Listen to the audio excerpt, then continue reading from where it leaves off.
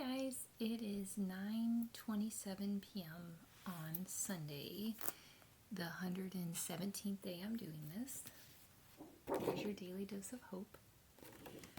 And, you know, I'm proud of myself because I learned a bit about emotional release, and it's definitely something that I think I could really help people with, which is ultimately what I want to do. So that was good, and I went to my small group tonight, and that's kind of why I looked up the emotional release, because I worked so hard on awareness that I was aware that part of me was feeling resistance to going. And it's not that I have to go. It's just, it's hard to explain, but it's just the idea that I can take a bit of time and space to sort out, do I really want to go and I'm just nervous, or do I not want to go? And remember, I'm always living on that edge of expanding my world, So I'm constantly feeling that, but I'm like, but the facts are I did go, And I'm glad I went. And then when I got home, I don't even know how this happened, but I ended up stumbling upon an ebook, and I'm on page, I think, 70 of that. I just got drawn to that, and it's so amazing because it's talking about an inner villain, and it's talking about confidence and these concepts that the more that I inadvertently cross-reference these things, the more they're really sinking in of this feels like truth to me. So I'm just excited because, one of the things it literally said was don't watch the news, or watch your inputs, watch who you hang around, watch who you expose yourself to. And I think that's really important. And like I said before, it's almost like whatever pool you're in, the people in that pool are affecting you. And sometimes we need to go to a different pool, Because it's not a matter always of, can I possibly endure this? It's do I need to? And some things we do, but not everything. That's what I keep telling myself too. Yes, life can have hard moments, 100%. But I joined a Zoom when I got back from the small group, which was awesome, because the idea was oh, maybe it's still going on. And like I said before, it's I see these parts that are frozen in time, and I almost picture, like I said, these individual kids, and if a trauma happened, let's say 3 years old, it's that 3-year-old is still in there. It's frozen in time, and it can only see with the perspective of a 3-year-old. So I'm sharing this as vulnerable as it is because I did this. I felt resistance. I decided to try this emotional release thing, at least attempt it. I lay down. I felt a pain, right? I noticed a pain because I was laying down, because of all the work I do. I was able to lay down. And I just, kind of tried to just go with it. And I heard, this part that's probably 3, and it didn't feel safe. And so I was able to, just like I would with my daughter, and I do with my daughter, and with kids and other people, right? Externalize that and say, this part is saying that, she feels trapped, and she feels scared, and she feels like she has no choices, And then instead of dismissing the part, shaming the part, ostracizing the part, it's oh, well, I can understand why you would feel that way. Let me explain. This is what we're gonna do. And then instead of, well, don't be scared, and railroading it, right? It's what are you scared of? What is your concern? And then it told me what the concerns are. as a 3-year-old. And it was like, oh yeah, I can understand that. Well, this is what we can do. And yes, I am still working on the meta belief of at least sharing, like it actually is normal to talk to yourself.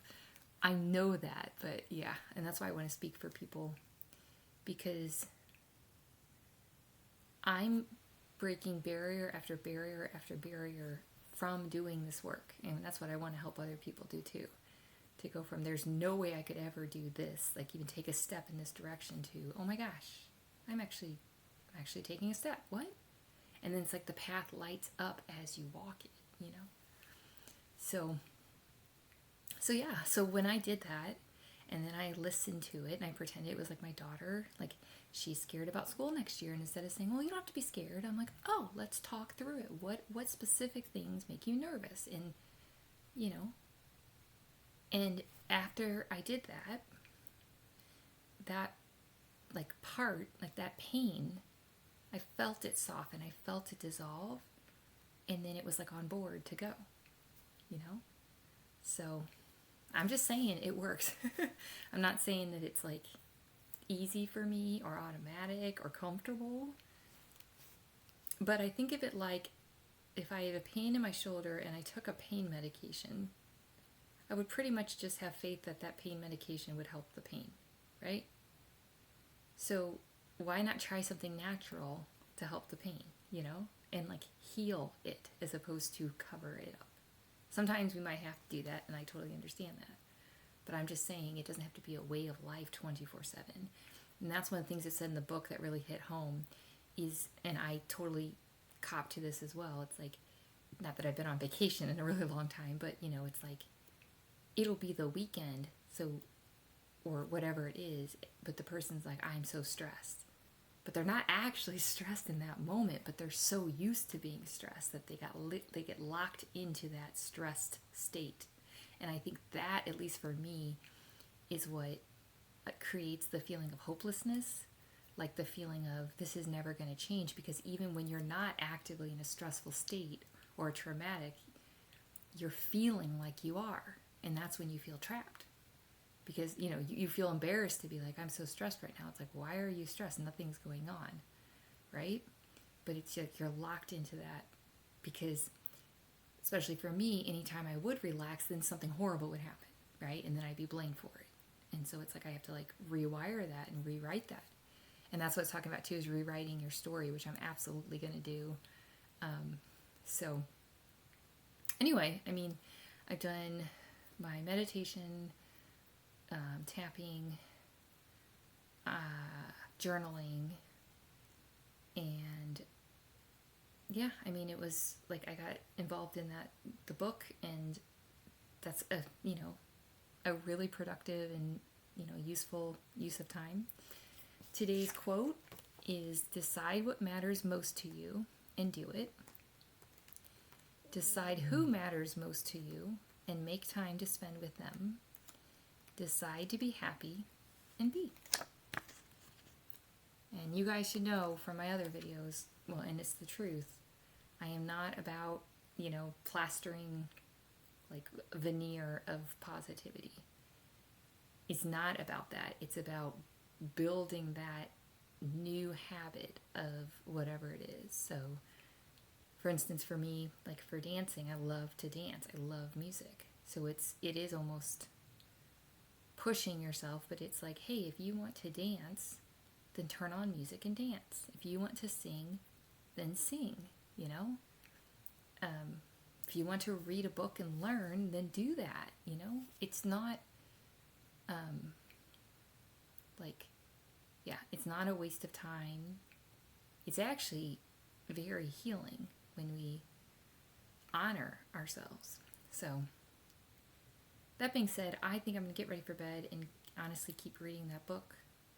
I have a big morning tomorrow, and yeah, I'm working with the resistance or the fear to attempt it, and I'm going to be proud of myself no matter what, for attempting it. And I've said this before, but I'll say it again because I know it goes counter what a lot of people say, but all I ever speak from is my own experience. that one of the biggest breakthroughs for me is when I decided that it is better to try than to not try. So when it's like do or do not, there is no try, I disagree. So I'm going to try to do something tomorrow. And what I mean is I'm going to do what's in my power. And so it's guaranteed a success because I'm going to try, as opposed to, well, what if something happens that's beyond my control? You know? That has helped me so much. Almost like if I'm in an egg, you know, to break through that egg, to break through that shell, come out of our shell, right? That's what we say. So, because it goes from impossible to possible. My stomach's really talking to me. Yeah. It's just incredible. It's like opens up a whole landscape of at least possibilities. And we have to start with possibilities. So, I'm going to use my tools and do the best I can. And like I said, ultimately just be proud of myself for trying. And if it turns out I get there no problem, part of my recovery, my healing, is not to then chastise myself and be like, why did you get so worried, blah, blah, blah. Because there's a part of me that is very justified in feeling worried, you know?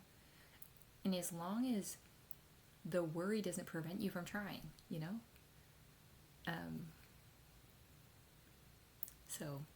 And then the book was talking about walls too, which I've talked about, how we think there's these walls. It feels literally like there's walls sometimes. There's not actually walls. And again, that's not a